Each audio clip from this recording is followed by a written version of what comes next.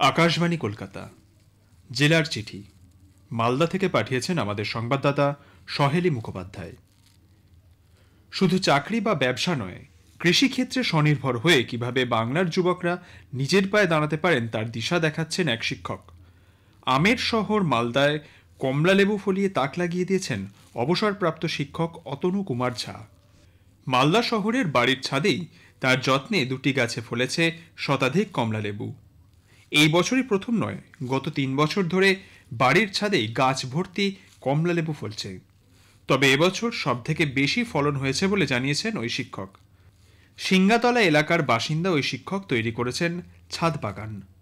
সেখানেই শখে গত ৪ বছর আগে দুটি কমলালেবুর চারা লাগিয়েছিলেন তিনি। মালদার মাটিতে আদৌ কমলালেবুর গাছ হয় কিনা তা দেখতে পরীক্ষামূলকভাবেই তিনি গাছ লাগিয়েছিলেন। চারা লাগানোর পর ১ বছর পর থেকেই ফল শুরু করেছে। দুটি গাছেই ৩ বছর ধরে কমলালেবু ধরছে। তার ছাদ বাগানের গাছের কমলালেবু খেতে মিষ্টি, এমনকি আকারেও বড়। তেমন কোনো রাসায়নিক ব্যবহার করেননি তিনি, শুধুমাত্র জৈব সার দিয়েই এই ফলন বলে জানিয়েছেন অতনুবাবু। তার কথায় যে কেউ ছাদ বাগানে এই কমলা গাছ লাগাতে পারেন। বেকার যুবকরা অল্প জায়গাতেই কমলালেবু চাষ করে উপার্জন করতে পারবেন। নদীর দুপাশে লোকালয়, আর সেই লোকালয়ের মানুষজনের যোগাযোগের অন্যতম মাধ্যম বাঁশের নড়বড়ে সাঁকো। সেই সাঁকো পেরিয়েই নিত্যদিন চলছে ঝুঁকির পারাপার। এমনই বিপজ্জনক এই সাঁকোটি রয়েছে পুরাতন মালদা ব্লকের মঙ্গলবাড়ি গ্রাম পঞ্চায়েত এলাকায়।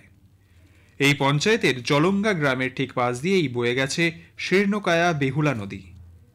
নদীর অপর পারে রয়েছে পুরাতন মালদা পৌরসভার মৌলপুর এলাকা। দুই এলাকার মানুষজনের জন্য বেহুলা নদীর ওপর রয়েছে এই সাঁকো, বর্তমানে যার জরাজীর্ণ দশা। এই নিয়ে ক্ষোভ রয়েছে এলাকাবাসীর মধ্যে।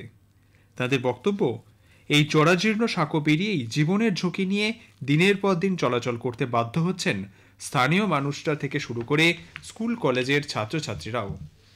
কিন্তু কারো কোনো ভ্রুক্ষেপ নেই।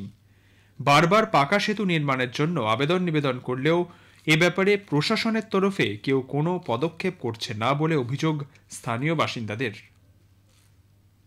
টাইগার হিল যেতে হলে আর পাহাড়ে পাড়ি দিতে হবে না। এবার বাড়ির দোরগোড়াতেই টাইগার হিলের আমেজ পাবেন মালদহের ভ্রমণ পিপাসুরা। জেলার বামনগোলা ব্লকের জগদলা গ্রাম পঞ্চায়েতের ১২ মাইল এলাকায় গড়ে উঠেছে টাইগার হিল পিকনিক স্পট। গত কয়েক বছর ধরেই হবিবপুর ও বামনগোলা ব্লক ছাড়াও মালদহের বিভিন্ন এলাকা থেকে শীতের সময় পিকনিক করতে আসা মানুষজনের ঢল নামে এলাকায়। তাই ব্লক প্রশাসন ও জগদলা গ্রাম পঞ্চায়েতের উদ্যোগে ওই পিকনিক স্পটে বাচ্চাদের মনোরঞ্জনের জন্য একটি ইকো পার্ক গড়ে তোলা হয়েছে। সম্প্রতি ওই পার্কের শুভ উদ্বোধনও করা হয়। পার্কের প্রবেশ মূল্য মাথাপিছু ১০ টাকা।